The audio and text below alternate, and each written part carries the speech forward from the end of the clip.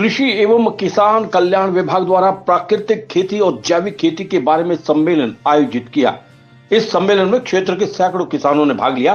सम्मेलन में ऑनलाइन के माध्यम से प्रधानमंत्री नरेंद्र मोदी और गुजरात के राज्यपाल आचार्य देवव्रत द्वारा किसानों को प्राकृतिक खेती से लाभ लेने के लिए विस्तार से बताया गया।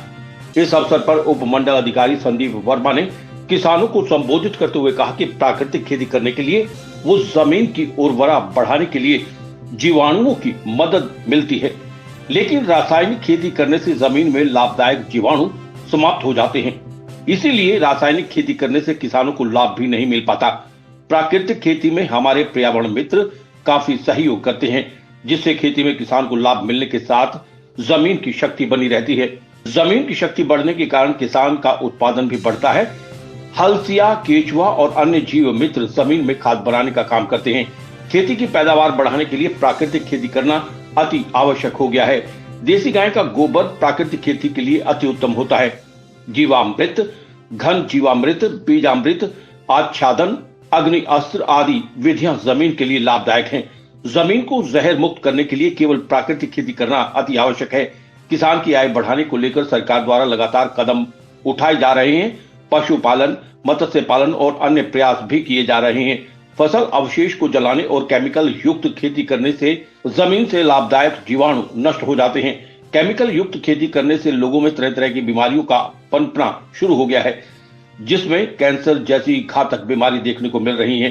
किसानों को केमिकल युक्त खेती छोड़कर प्राकृतिक खेती की तरफ रुख करना चाहिए। इस अवसर पर कृषि विभाग के BEAO डॉक्टर रविंद्र दहिया, दीपक दहिया, संदीप मलिक, डॉक्टर दीपक धीमान, सुपरवाइजर रघुराज दहिया, अनिरुद्ध दत्त, अंकित राणा, अमित, विकास, मंजू बाला, दीपक, अंतिल और क्षेत्र के सैकड़ों किसान मौजूद रहे। देखिए, जो जलाने का है, हम किसानों को जागरूक कर रहे हैं, काफ़ी अभियान भी चला रहे हैं हर सीजन में, और अभी धीरे धीरे किसान भाई जागरूक भी हो रहे हैं। तो जो ये पराली जलाने का है, ये कि पराली एक किस्म से सोना है जिसको किसान भाई जला रहे हैं। अगर इसको खेत में मिक्स करेंगे तो उनको अपने रासायनिक जो खाद हैं उन पर निर्भरता कम होती चली जाएगी।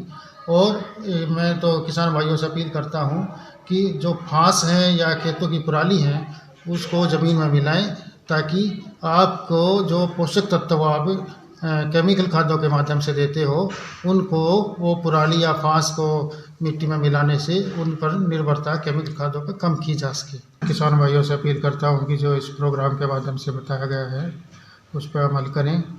जैसे कि प्राकृतिक खेती है, आजकल बीमारियां बढ़ती जा रही हैं लोगों में, कैंसर जैसी बीमारियां होती जा रही हैं।